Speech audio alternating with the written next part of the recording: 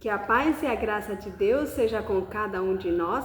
Mais uma vez estamos aqui para a análise da nossa lição da Escola Sabatina, que não é outra coisa senão o estudo da Palavra de Deus através de perguntas e respostas. Antes de passarmos para a nossa lição, vamos fazer uma pequena oração pedindo a sabedoria de Deus. Querido Pai Celestial, neste momento estamos teus filhos, para te pedir, Senhor, a tua presença, a unção do teu Santo Espírito, em especial o teu perdão, para que possamos, Senhor, compreender a tua palavra. Esperamos em ti, pois tu és a única fonte de sabedoria. Em nome de Jesus. Amém. Bom, muito bem, então nós vamos para a análise da nossa lição da Escola Sabatina desta semana. E o título da lição da Escola Sabatina desta semana é A Experiência de Ezequias. Vamos ir para a nossa nota de introdução que nos diz: a história da falta de Ezequias em se provar fiel à sua missão ao tempo da visita dos embaixadores está pejada de importantes lições para todos. Necessitamos muito mais do que o fazemos falar dos preciosos capítulos em nossa experiência sobre a misericórdia e amorável bondade de Deus, as incomparáveis profundezas do amor do Salvador. Isso está em Profetas e Reis, página 178. Vamos começar com a nossa primeira pergunta: cerco do inimigo. O que aconteceu no 14º ano do reinado do rei Ezequias? No livro de Isaías, capítulo 36, versículo 1 e 2, também do 13 ao 20, na verdade eu não vou ler tudo, somente as partes que vão responder a nossa pergunta. Olhem o que diz: e aconteceu no ano 14º do rei Ezequias, que Senaqueribe, rei da Assíria, subiu contra todas as cidades fortificadas de Judá e as tomou. Logo, nós vemos em todos os outros versículos que vem ali do livro de Isaías, capítulo 36, do versículo 13 até o 20, que o rei da Assíria tinha mandado a um dos seus generais, dos seus dirigentes lá do seu exército, que chamava Rabsaque, que ele fosse lá e desse uma mensagem para Ezequias. E essa mensagem não era uma mensagem boa, era uma mensagem como dizendo assim que ele tinha que se submeter ao rei da Síria e que não pensasse que o seu Deus o iria livrar, e falou para o povo também que não confiassem nas palavras do rei Ezequias de que Deus os livraria do rei da Síria, porque ele tinha destruído muitos outros reinos e muitos outros deuses, e então que não confiassem em Deus porque ele iria os vencer. Isso é praticamente a mensagem. Então, a pergunta foi: o que aconteceu no 14º ano do reinado do rei Ezequias? Que o rei da Síria veio, subiu contra todas as cidades fortificadas de Judá, mandou mensageiros ali para darem uma mensagem de ameaça, de que eles seriam invadidos, que eles deveriam se submeter, se subjugar, se entregar, na verdade, ao rei da Síria, porque senão seriam destruídos pelo rei da Síria, segundo falou o mensageiro. Agora vou ler uma parte do nosso parágrafo que diz assim: os oficiais assírios, certos do poder de suas forças disciplinadas, dispuseram-se para uma conferência com os chefes de Judá, durante a qual insolentemente exigiram a rendição da cidade. Era isso que eles queriam.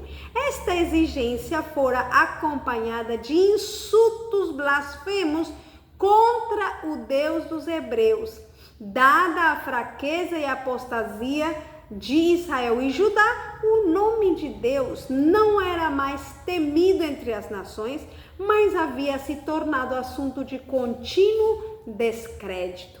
Então, por que se deu isso? Por que aquelas pessoas blasfemavam de Deus? Porque o mesmo povo de Israel e Judá tinham se apostatado e agora então o nome de Deus era desonrado pelo que o povo de Deus tinha feito. Ora, dizei a Ezequias, disse Rabsaque, um dos principais oficiais de Senaqueribe: assim diz o grande rei da Síria: que confiança é esta em que confias? Dizes tu, porém palavras de lábios há conselho e poder para a guerra. Em quem, pois, agora confias que contra mim te revoltas? Eram palavras do rei da Síria, como dizendo: eu sou o mais, eu sou poderoso, como é que tu vais se revoltar contra mim? E assim, e blasfemando até contra Deus. Mas nós vemos aqui então de que também era resultado da apostasia do povo de Israel e de Judá. Não acontece muitas vezes também hoje do nome de Deus ser desonrado por causa do nosso mau comportamento? Quantos incrédulos há que dizem: não, esses crentes não dá para confiar, porque eles são assim, assim, assim, e aí começam a falar as coisas que muitos têm visto, falhas no povo de Deus. Por isso, não deixemos que o nome de Deus seja desonrado por nossa causa. Vamos, humilhemos-nos na presença de Deus, entreguemos nossa vida totalmente a Ele, decidamos obedecer a sua palavra, para que o nome do Senhor não seja desonrado. Pergunta número 2. Como reagiu o rei Ezequias a este grande perigo? O que podemos aprender dele? Bom, veio aquele homem ameaçando que o rei da Síria iria invadir e tal, que eles tinham que se entregar e tal.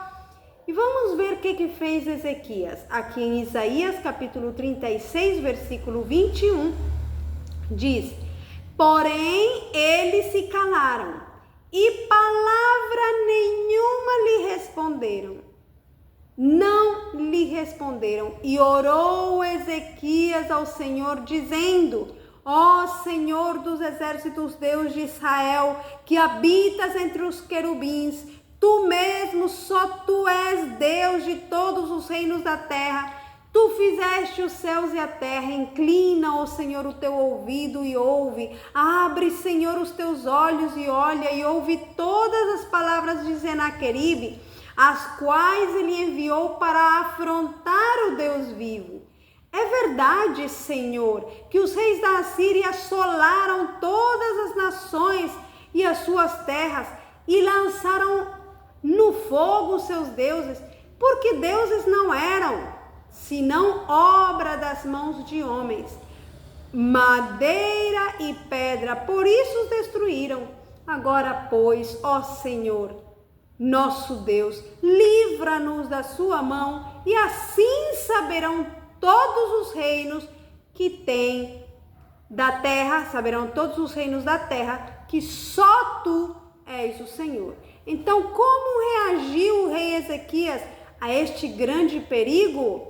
Ele mandou que os seus servos ficassem calados. Nem ele respondeu, nem os seus servos responderam, ficaram calados. E o que fizeram foi orar e pedir a Deus. A pergunta é: o que podemos aprender dele? Justo o que ele fez. Quando uma pessoa nos ofende, quando uma pessoa blasfema, fala mal da nossa religião, talvez da nossa família, fala de tudo, faz de tudo para nos ofender, o melhor que podemos fazer é ficar em silêncio. Lá no livro de Provérbios diz: até o tolo, quando cala, é tido por sábio. E muitas vezes, quando somos ofendidos, rapidamente falamos certas coisas que muitas vezes vêm somente para aumentar os problemas. Por isso, é uma lição muito importante que aprendemos de Ezequias, é ficar calados quando nos ofendem e deixar a nossa causa a Deus, orar e pedir dele. Pergunta número 3. Promessa de libertação. Que resposta Ezequias recebeu do Senhor à sua oração diante do cerco de Senaqueribe? Qual foi a resposta que Ezequias recebeu? Vamos ver, eu vou ler aqui, estamos em Isaías capítulo 37, e eu vou ler aqui uma parte, aqui estão os versículos 21 até o versículo 23, depois o 33 até o 35, e vou ler só uma parte dos últimos versículos que falei, que diz assim: pelo que assim diz o Senhor acerca do rei da Síria, não entrará nesta cidade. Quem falou isso? Foi Deus. Não entrará nesta cidade, nem lançará nela flecha alguma, tampouco virá perante ela com escudo, nem levantará contra ela rampa alguma. Pelo caminho por onde vier, por esse voltará. Porém, nesta cidade não entrará, diz o Senhor, porque eu ampararei esta cidade para livrar por minha causa e por causa do meu servo Davi. Então, que resposta Ezequias recebeu do Senhor à sua oração diante do cerco de Senaqueribe? Que ele, pelo caminho que viesse, por esse mesmo caminho, ele voltaria e que ele não entraria nessa cidade, que o Senhor seria o seu amparo, que ele livraria aquela cidade. Ezequias, ele não foi deixado sem esperança, porque o Senhor mandou essa resposta maravilhosa. O que nós podemos aprender desta pergunta? Quando nós deixamos nossa causa nas mãos do Senhor. Lembram que Ezequias tinha mandado seus servos ficarem calados? Eles ficaram calados, não responderam do mesmo jeito, não blasfemaram nada. O único que fizeram foi confiar em Deus, orar a Deus. E então agora Deus enviou a resposta. Da mesma maneira, quando muitas pessoas nos ofendem, podemos deixar a nossa causa diante de Deus. E Ele, com certeza, Ele vai responder a nossa oração. Ele vai resolver a nossa causa. Pergunta número 4. Qual foi o resultado da intervenção divina no cerco de Jerusalém? Como pode se aplicar a mensagem de confiança e proteção divinas aos nossos desafios e adversidades hoje? Isaías capítulo 37, versículo 36 a 38, vou ler somente as partes mais importantes. Ali diz assim: então saiu o anjo do Senhor e feriu no acampamento dos assírios 185.000 deles. E levantando-se eles pela manhã cedo, eis que tudo eram corpos mortos. Assim Senaqueribe, rei da Síria, se retirou, voltou e ficou em Nínive. Lembram o que a gente tinha falado, a profecia que o Senhor tinha dado, a promessa? Pelo caminho que ele vier, ele vai voltar, mas nesta cidade não entrará. E foi o que aconteceu. Eles ainda não tinham entrado na cidade, e ali o Senhor mandou o seu anjo, o qual matou 185.000 soldados. E agora, o que fez Senaqueribe, rei da Síria? Levantando-se, diz pela manhã cedo, né? Ele viu os corpos mortos, e o que ele fez? Se retirou, voltou e ficou em Nínive envergonhado. E vamos ver a última parte, que é ainda pior do que aconteceu com ele. E sucedeu que, estando ele prostrado na casa de Nisroque, seu Deus, Adrameleque e Sarezer, seus filhos, o mataram à espada. Porém, eles escaparam para a terra de Ararat.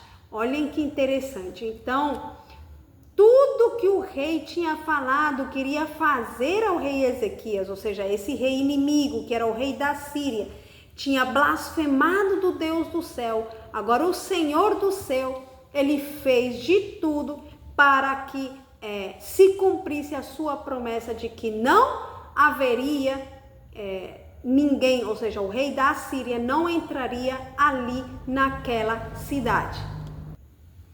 O livramento realmente foi grande. O que nós podemos aprender desta pergunta? Ou seja, ali diz, como pode se aplicar a mensagem de confiança e proteção contínua aos nossos desafios e adversidades hoje? Uma das lições que nós podemos aprender é que ninguém que ofenda a Deus na pessoa de seus servos ficará impune. Todos os inimigos dos servos de Deus, em algum momento, se eles não se arrependerem, vão pagar pelo que eles fazem. E aqui o rei Senaqueribe pagou caro, pagou com a própria vida, o seu exército, a maior parte morreu, porque com Deus não se brinca, como dizem aqui no Brasil. Também outra coisa que nós podemos aprender é que quando confiamos em Deus, Ele nos liberta dos nossos inimigos. Então podemos confiar completamente no Senhor, porque Ele é quem nos guarda de todos os perigos, de todos os males. No momento em que parece até que fosse impossível, mas para Deus, o que para nós é impossível, para Deus é possível. Pergunta número 5. Quando o rei Ezequias ficou mortalmente doente, que mensagem de Deus o profeta Isaías lhe transmitiu? Em sua grande aflição, o que o rei pediu ao Senhor? Vamos ver. Isaías capítulo 38, versículo 1 até o 3 nos diz: Naqueles dias Ezequias adoeceu de uma enfermidade mortal e veio a ele Isaías, o profeta, filho de Amós, e lhe disse: Assim diz o Senhor, põe em ordem a tua casa, porque morrerás e não viverás. Aí está a resposta da nossa pergunta. Quando o rei Ezequias ficou mortalmente doente, que mensagem de Deus o profeta Isaías lhe transmitiu? Lhe disse: põe em ordem a tua casa, porque certamente morrerás e não viverás. E em sua grande aflição, o que o rei pediu ao Senhor? Vamos continuar lendo o versículo. Diz assim: Então virou Ezequias o seu rosto para a parede e orou ao Senhor e disse: Senhor, lembra-te, peço-te, de que diante de ti andei em verdade com um coração perfeito e fiz o que era reto aos teus olhos. E chorou Ezequias muitíssimo. Então ele pediu, era como dizendo: Senhor, lembra-te que eu fiz o reto diante da tua presença, me deixe viver mais. Então, em sua grande aflição, o que o rei pediu ao Senhor? Que tivesse misericórdia dele, que se lembrasse de como ele tinha se comportado bem, em outras palavras, tinha obedecido os seus mandamentos, em outras palavras, estava pedindo misericórdia para viver mais tempo. O que nós podemos aprender desta pergunta? Primeiro, o Senhor, Ele sabe o que é melhor para nós, mas aqui nós vemos algo. Nós podemos, no momento da aflição, podemos nos achegar à presença do trono de Deus, orar, como nós vimos lá na primeira ou segunda pergunta que nós vimos, que quando ele estava naquela aflição, ele orou ao Senhor, e agora ele estava passando por outra aflição. O que ele fez novamente? Ele novamente orou ao Senhor e pediu a sua misericórdia. Então, o que nós aprendemos nisso é: peçamos a Deus a sua misericórdia. No entanto, uma coisa muito importante: não peçamos a Deus que Ele faça a nossa vontade, o que nós queremos. Peçamos que se faça a vontade dEle, porque muitas vezes não sabemos o melhor que é para nós. Deus é quem sabe o melhor que é para nós. Vamos passar para a pergunta número 6. Quão misericordiosamente respondeu Deus à súplica de Ezequias? Que sinal miraculoso lhe foi dado em confirmação de sua cura? Vamos ver. Nós vemos aqui que Isaías 38, versículo 4 a 8 nos diz: então veio a palavra do Senhor a Isaías que era o profeta, dizendo: vai e dize a Ezequias, assim diz o Senhor, o Deus de Davi teu pai, ouvi a tua oração e vi as tuas lágrimas, eis que acrescentarei sobre os teus dias 15 anos e livrar-te-ei das mãos do rei da Síria. Olhem que maravilhosa resposta. Então, a pergunta é: quão misericordiosamente respondeu Deus à súplica de Ezequias? Ele disse que ele acrescentaria 15 anos mais à sua vida e ainda disse que o livraria do rei da Assíria. Primeiro que o Senhor disse: eu ouvi a tua oração, eu vi as tuas lágrimas. O Senhor também ouve a nossa oração, Ele vê também as nossas lágrimas que muitas vezes nós derramamos. E Ele se compadece, Ele tem misericórdia de nós. A outra perguntinha dentro das 6 diz: que sinal miraculoso lhe foi dado em confirmação de sua cura? Ali na última parte do nosso versículo diz: eis que farei retroceder 10 graus a sombra dos graus que declinou com o sol pelos graus do relógio de Acás.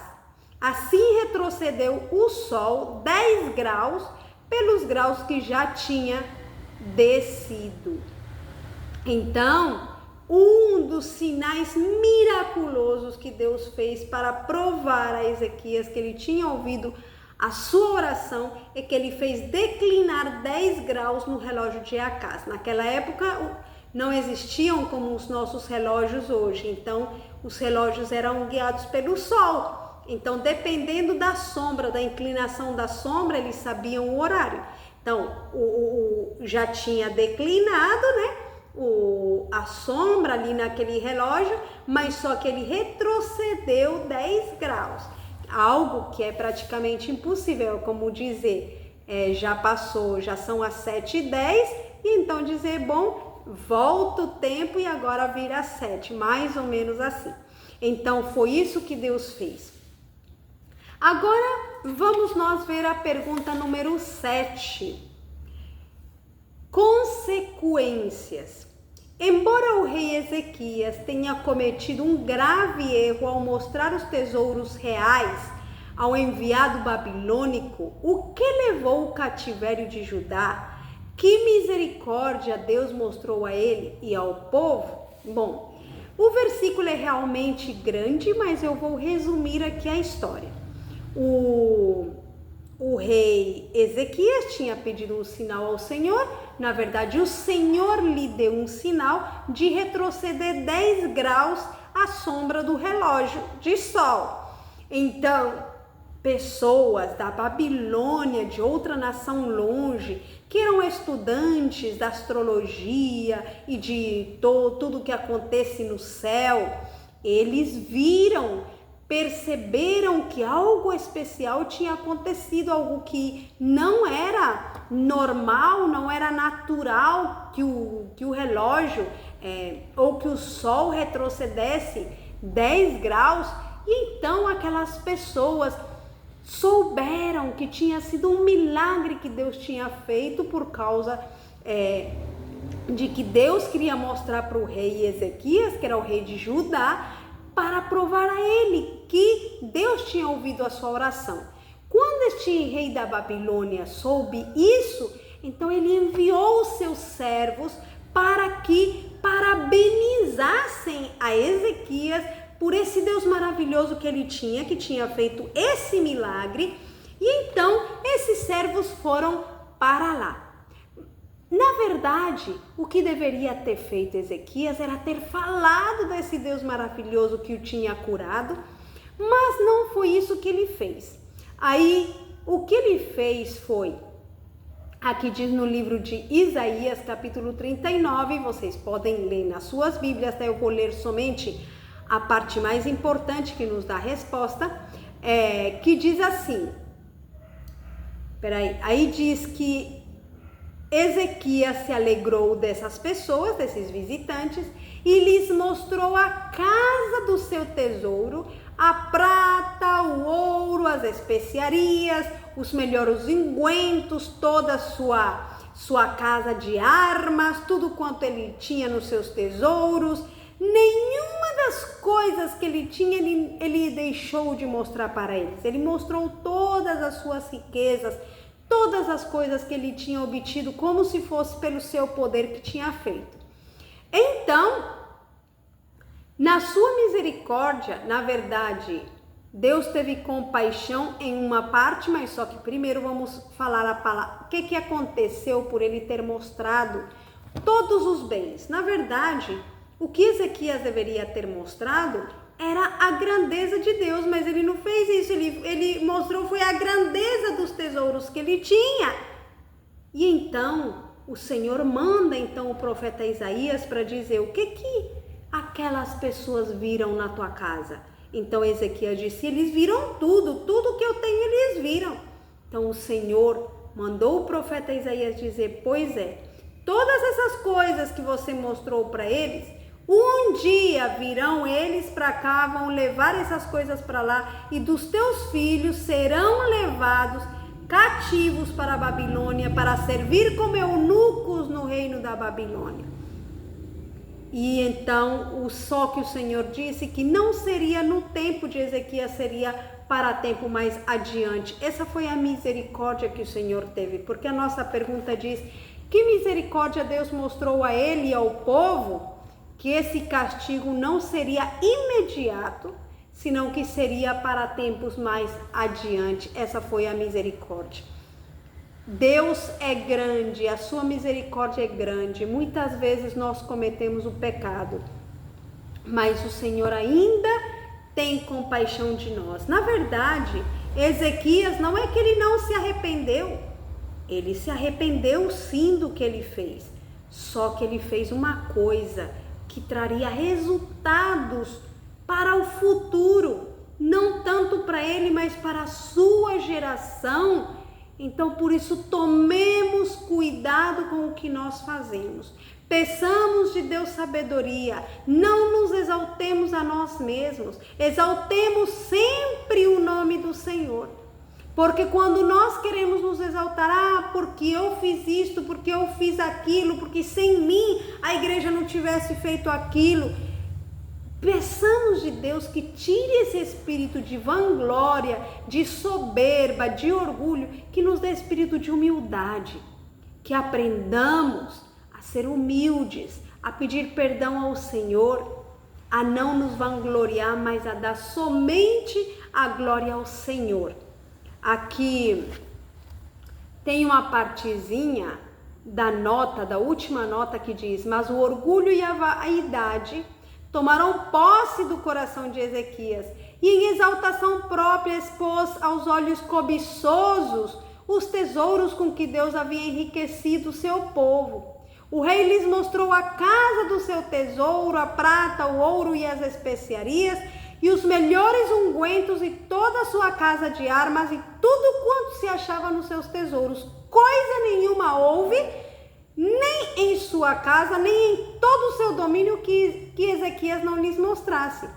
Não foi para glorificar a Deus que ele assim procedeu, mas para exaltar-se aos olhos dos príncipes estrangeiros. Ele não se deteve na consideração de que esses homens eram representantes de uma poderosa nação que não tinha o temor nem o amor de Deus no coração, e que era uma imprudência fazê-los seus confidentes quanto às riquezas da nação. Isso não pensou Ezequias. Pensemos bem. Muitas vezes, por querer nos exaltar, não pensamos bem o que nós fazemos. No estudo adicional, no livro de Profetas e Reis, página 178, nos diz assim: tomado de remorso, Ezequias se humilhou pela soberba do seu coração, ele e os habitantes de Jerusalém, e a grande indignação do Senhor não veio sobre eles nos dias de Ezequias. Isso está em 2 Crônicas 32, 26. Mas a má semente havia sido semeada e no devido tempo iria produzir uma colheita de desolação e ais. Durante os seus anos restantes, o rei de Judá teria muita prosperidade em virtude do seu firme propósito de redimir o passado e levar honra ao nome de Deus a quem servia. Não obstante, sua fé seria severamente provada e ele devia aprender que unicamente pela confiança posta inteiramente em Jeová poderia esperar triunfar sobre os poderes das trevas que estavam tramando sua ruína e a total destruição do seu povo. Satanás hoje também está tramando a destruição do povo de Deus. O que estamos fazendo? Façamos como Ezequias, segundo diz esta última parte do parágrafo, que ele mesmo depois ele se esforçou em redimir tudo aquilo que ele tinha feito de mal. No entanto, a semente já tinha sido lançada e logicamente iria trazer as consequências. Deus nos perdoa, mas nós temos que acarretar com as consequências do nosso pecado.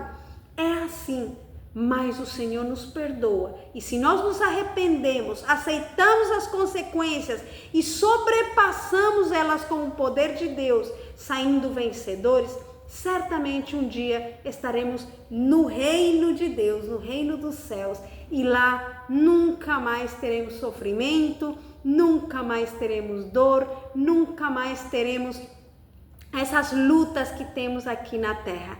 Que o Senhor nos abençoe para que nos seguremos sempre da mão de Jesus, que Ele seja sempre o nosso instrutor e que deixemos Ele andar conosco nessa caminhada, nessa jornada da nossa vida. Vamos fazer uma pequena oração para concluir e pedir a bênção do Senhor. Querido Pai Celestial, te agradecemos por esta lição maravilhosa. Queremos te pedir, Pai amado, que nos dê sabedoria, que nos dê amor, que nos dê humildade. Não queremos cometer erros por soberba, exaltação própria, Pai. Por favor, perdoa nossos pecados, nosso orgulho, nossa soberba que talvez temos tido até este momento. Mas dá-nos a tua força e o teu poder para seguir em frente e seguir até o final. Em nome de Jesus. Amém. Amém. Que Deus abençoe a todos. Feliz sábado.